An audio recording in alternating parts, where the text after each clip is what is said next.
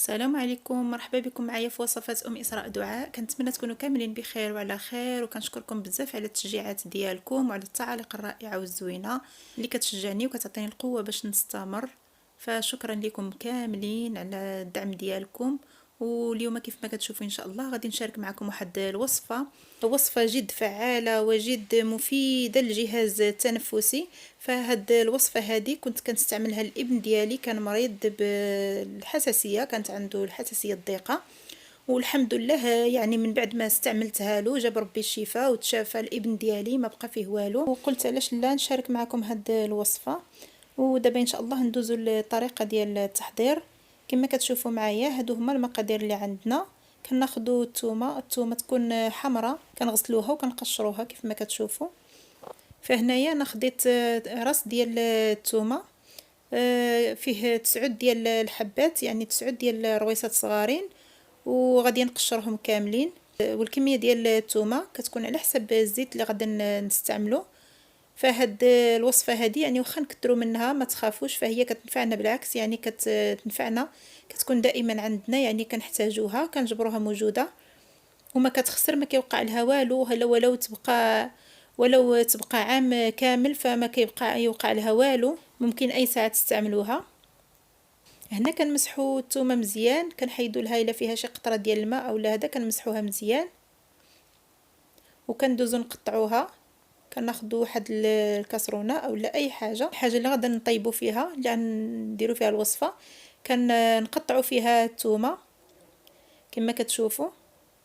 هنا انا عندي نص لتر ديال زيت الزيتون، غادا نزيدها على الثومه اللي عندي صافي، وغادي نديروها فوق النار تكون مهيله باش ما تحرقش لينا الزيت، لان كيف ما كنعرفوا فزيت الزيتون ما كتبغيش طيب اكثر من القياس. هنا كنخليوها فوق البوطه كيف ما كتشوفوا، غير كتبدا تطلق ديك، كتبقى يطلعوا دوك الفقاعات، وكنشوفوا الثومه بدات كتدير يعني سخنات مزيان.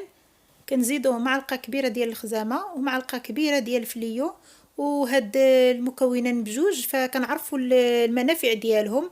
فالخزامه كتصلح لبزاف ديال الحاجات، وحنا كنعرفوا هادشي يعني.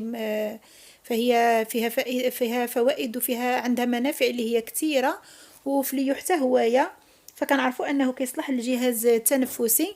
وهنا كما كتشوفوا عندي معلقه صغيره مملوءه يعني عامره ديال سكينجبير مطحون، واللي بغى يستعمل سكينجبير طري فيستعملوا حتى هو كيجي مزيان. يعني في هذه الوصفه انا كنت كنستعمله، ولكن شي ساعات ما تيكونش فوليت كنستعمل هذا، غير شرط انه يكون مطحون على اليد. واللي بغى يستعمل سكينجبير طري فيستعملوا في الاول كتغسلوه حتى هو كتنشفوه مزيان وتقشروه صافي، وكتقطعوه مع الثومه في الاول يعني في البدايه ديال الوصفه، وكان يعني نكملوا الوصفه ديالتنا عادي. هنا كما كتشوفوا من بعد ما ضفنا العناصر كامله كنخلطوا مزيان هادشي هذا كامل، كنخلطوهم وكنخليوهم يزيدوا يسخنوا شويه، يعني كتسخن لينا ديك الخزامه وداكشي اللي زدناه، يعني كيسخن وكيطلق صافي، وكنطفيو البوطه وصافي وكنهبطوه، ما نخليوهش يسخن بزاف، لان كيف ما سبق لي وقلت فزيت الزيتون ما كيخصناش نطيبوها، يعني غير كنخليو داكشي كيسخن صافي وكنطفيو نحيدوهم، وكنغطيو الاناء ديالنا الكاسرول يعني، وكنخليوها. انا هنايا حضرت هاد الوصفه هذه، حضرتها في الليل وخليتها حتى الصباح.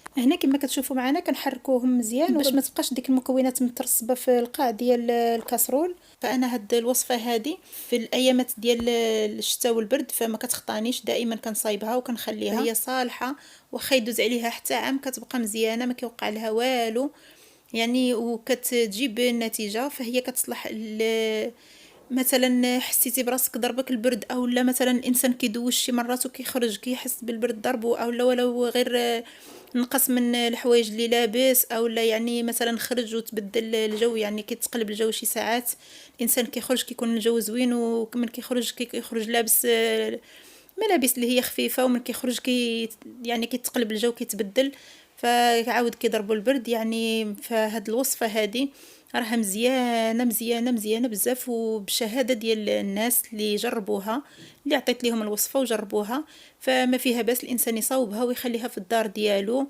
الساعه اللي يحس براسو ان بيحس بواحد الرعشه او لا يعني كتجيه ديك التبوريشه ولا البروده في الدات ديالو، يشرب معلقه في الصباح ومعلقه في الليل، فهي مزيانه بزاف، راها مزيانه. انا قلت لكم الابن ديالي كان عنده عام ونص وكنت كنعطيها له، والحمد لله كيف ما قلت لكم فهو يا ولا لاباس ولا بخير، ما بقى فيه والو، والله شافي الجميع.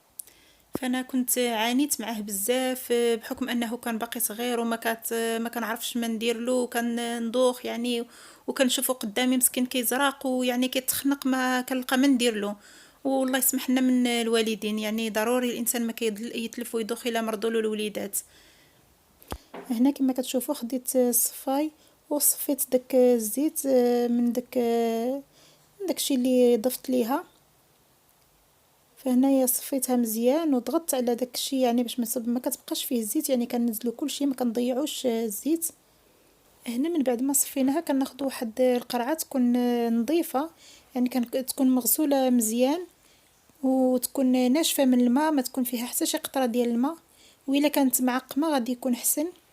صافي وكنوضعوا فيها الزيت ديالنا وكنسدوها وكنحتفظوا بها في واحد المكان اللي هو مظلم باش ما تفقدش الفعاليه ديالها، باش كتبقى لنا الزيت مزيانه، لان كلنا كنعرفوا الزيت خصها تكون في مكان مظلم. والا كانت شي قرعه يعني اللون ديالها غير شفاف فغادي يكون احسن اننا نوضعوها فيها. وهنا هذه هي الزيت ديالنا كنتناولوها، يعني كناخذوا معلقه في الصباح ومعلقه في الليل، غير هو بالنسبه للحوامل فما يتناولوهاش، فكنعرفوا ان العشب ما صالحاش ليهم، فيعني ما يتناولوش هاد الوصفه.